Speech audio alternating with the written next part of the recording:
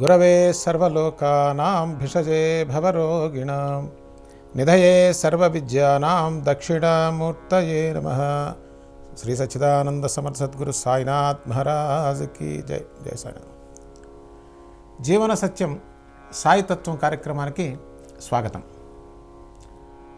అయితే నేను కాశీ వెళ్ళినప్పుడు ఆ విశ్వేశ్వరుని దర్శనం చేసుకున్నాను. కానీ మనస్సులో కబీర్ దాస్ ఉన్న ప్రదేశం చూడాలని ఎంతో మనసు కనిపించింది.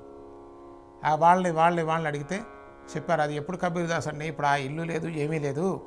అయితే బావి ఒకటి ఉంది. బావి ఎన్నాళ్ళైనా ఉంటుందండి. బావి ఉంటే పూడిపోతుంది తప్ప బావికి ఏం కాదు.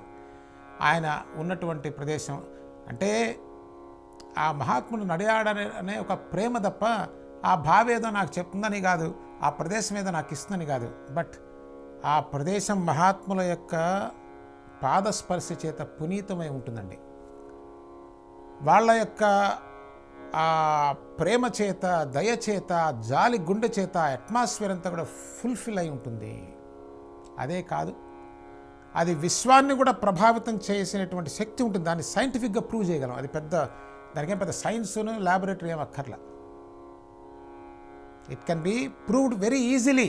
ఇది బ్లైండ్ బిలీఫ్ కాదు. ఏం తెలుసుకున్నారు?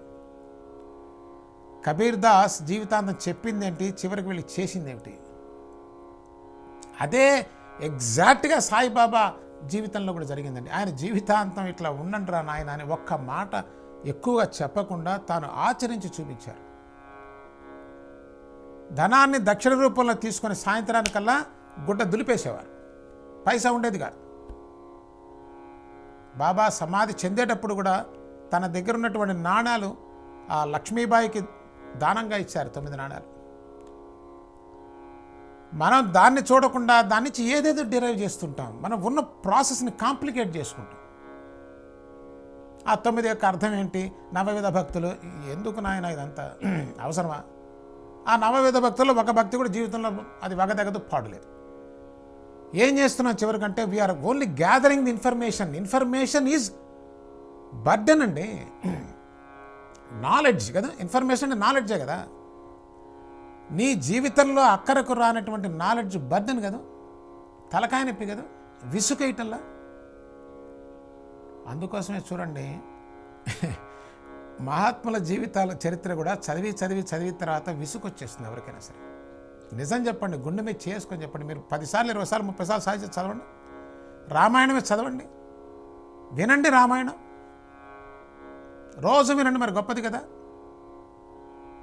జీవితంలో ప్రభావించకపోతే అది ఇన్ఫర్మేషన్ కాబట్టి విసుగొస్తుంది. ఇది చెప్తుంటే నాకు ఒక సంఘటన గుర్తొస్తుంది. ఒక రైల్వే స్టేషన్లో ఈ రైలు ఇక్కడ జనాలంతా వస్తున్నారు. భార్యాభర్తలు, కొత్తగా పెళ్ళైంది జంట, వాళ్ళిద్దరు కూడా వచ్చారు. స్టేషన్ రైలు ఎక్కాలి. సహజంగా పెళ్ళిళ్ళలో కొత్తగా పెళ్ళైన వాళ్ళ భావాలు అసలు మనం ఊహించలేము. ఎందుకంటే మనం కూడా అక్కడి నుంచే వచ్చాం కాబట్టి. భర్తకేమో తానే ప్రపంచంలో హీరోలాగా, లేదా భర్తకి తన భార్యే చాలా గొప్పగా అందంగా కనిపిస్తుంది, ఆ భార్యకి భర్త చాలా హీరోలాగా కనిపిస్తాడు, తనకు తాను హీరోలాగా ఫీల్ అవుతుంటాడు, తానుకు తాను గొప్ప అందగత్తెలాగా ఫీల్ అవుతుంది. చాలా సహజం. అలా ఉండాలి కూడా. ఉండకపోతే ఆ బాంధవ్యం నిలబడదు. దానిలో ఏం దోషం లేదు, తప్పులేదు. ఇది ఉన్న వాస్తవం. అది తప్ప రైటా అని ప్రశ్న కాదు ఇక్కడ. That is what it is.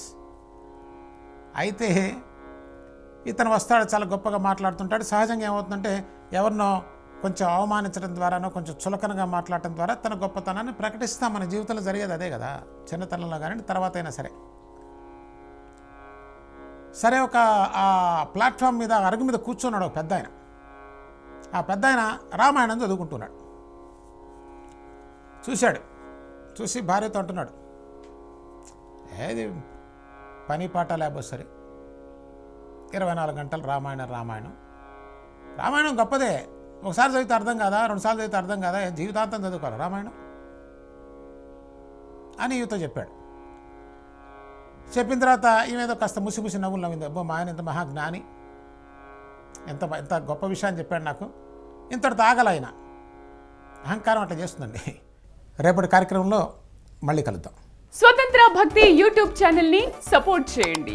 మీకు ఈ వీడియో నచ్చితే లైక్ చేయండి, మీ స్నేహితులకు శ్రేయోభిలాషులకు షేర్ చేయండి, మీ అభిప్రాయాలను కామెంట్ చేయండి. సబ్స్క్రైబ్ చేయడం మాత్రం మర్చిపోకండి. స్వతంత్ర భక్తి యూట్యూబ్ ఛానల్.